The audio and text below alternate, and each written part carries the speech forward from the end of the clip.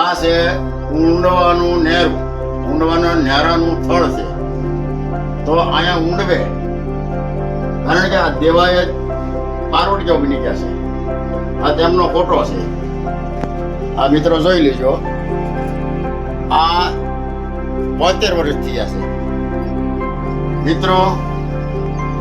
અહીંયા બારવટામાં અહીંયા તેની પાસે બારવટું કરતા કરતા, કારણ કે બારવટું કરતા કરતા અહીંયા તેની પાસે શેરે ગોળે રહી. અહીંયા પોલીસ વાળોને ઘણા ધમરોળી નાખ્યા એની. પછી અહીંયા એ મરાણા, અને આ એક ખોડિયારમાંનું સ્થાનક છે. આ મિત્રો જોઈ શકો છો. જો આ ખોડિયારમાંનું સ્થાનક છે. આ પણ પથ્થરમાં છે, અને પથ્થર મોટો જબર છે. એ પથ્થરની આડે સંતાઈને આ ગોળે બહાર કરતા.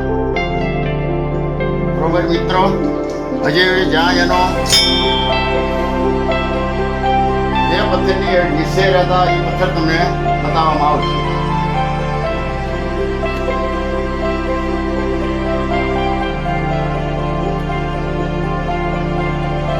જો મિત્રો, બારવટું જો એક આયરનું સંતાન છે, એટલે 72 વર્ષ થયા છે. આ કહાની જે છે એ 72 વર્ષ પહેલાની બની ગઈ. તો આજે આપણે બતાડીશું કે આ પથ્થર છે, આ પથ્થરની નીચે ગુફા જેવું છે. તો આ જોઈ શકો છો, દેવાય બારવટિયાનું આ ગુફા. તો ત્યાં ફરતે એટલા બધા પથ્થર છે કે આમાં પણ કોઈની ગોળી વાગી ન શકે એવો જ આ સહેજ તમને બતાવીએ છીએ. તો મિત્રો, આની પર પથ્થર છે, જોઈ લેજો. આ એક ઝાડ ઊભું છે. તો આ જ પથ્થરની અંદર માં ખોડલની મૂર્તિ છે.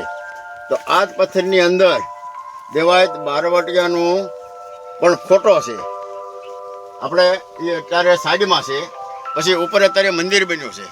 અને આ ફરતું તમે જોઈ લો, ડુંગર છે ફરતી, એટલે કળાટૂપ આમાં કાંઠ છે. જોઈ લો, ફરતા ડુંગરો છે. આ ડુંગર બધા જોઈ લો. જો મિત્રો, આ જે સ્થળ કહેવાય બારવટિયાનું, ખોખરા ને અજાણીની વચ્ચે ત્યાં ઊંડવાનું નેરું કહેવાય છે. તો આ સ્થળ તમને બતાવી શકો છો. તો આ કેવા મજાના પથ્થર છે, એ પથ્થરની ઉપર હું ઊભો છું. આની નીચે દેવાય બારવટિયા હતા, અને બારવટું ખૂબ કર્યું. પછી છેલ્લે એક જ ગોળી રહી, પછી પોતે શહીદ થઈ ગયા. અને આ એવા પથ્થરો છે કે આની માલિકા કોઈ પણ ગોળી કે કોઈ પણ વસ્તુ આની માલિકા અડી ન હોય કે એવા હતા. તો આ માતાજીનું મંદિર છે, અમે જોઈ શકો છો. અમે સાઈડમાં મંદિર છે. જો આ ઝાડવાની નીચે જો જોઈ શકો છો. આ પથ્થર ઉપર અત્યારે હું ઊભો છું. પછી મારી સમયની સાઈડમાં નદી છે, ઊંડવાની નદી કહેવાય છે. જો મજાનું પાણી પીવું છે, જોઈ શકો છો. અને આ સ્થળ ઉપર એને નીચે રોડના કાંઠેમાં વાય એક આપેલી છે. વાય કાઢેલી છે, બહુ સુંદર ને સરસ. તો ગમે તે વાટમાર્ગું નીકળે તો પાણી પી શકે છે. જ્યાં પાણીનું પરબ છે મજાનું, એ પણ તમને દેખાડશું. થોડી વારમાં જ દેખાડશું તમને. અને જો આ જેવો જંગલ છે, અને અહીંયા પણ એક આશ્રમ છે, એ પણ તમને દેખાડશું.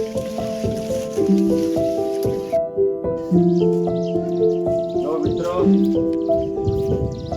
આ એ જગ્યા ઉપર, એ સ્થળ ઉપર અત્યારે મજાનું આશ્રમ બનેલું છે. તો અહીંયા કોઈ પણ લોકો જાત્રાવાળા આવે એની માટે સુવિધા છે. સુવિધા છે. પછી ખરેખરો અહીંયા બહુ સગવડતા સારી છે. અને અહીંયા પણ સેવાવાળા ભાઈઓ હજી રહેશે.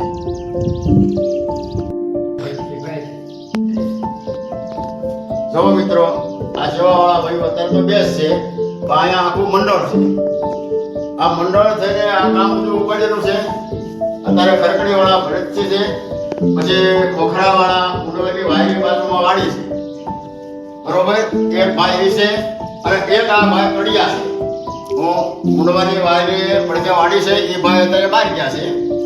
પણ આ કડિયા છે અત્યારે કામ સંડાસ બાથરૂમનું કામ સિવદાયને ખરેખરી કરે છે.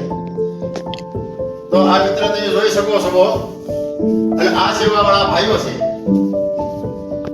જો મિત્રો આ અહીંયા આશ્રમ બનાવ્યો છે, સાઈડમાં રૂમ છે. આ રૂમની અંદર માણસને સગવડતા માટે કોઈને અગવડતા ન પડે, કોઈ પણ મહેમાનો હોય તો આ જંગલની અંદર મંગલ છે. જો આ ગાટલા છે, કેટલું બધું ઠામ છે.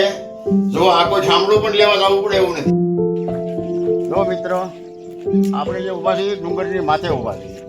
આ ડુંગર છે અને પડખે બાજુમાં નદી છે, એમાં પાણી કેવું ભર્યું છે એ જોઈ શકો છો.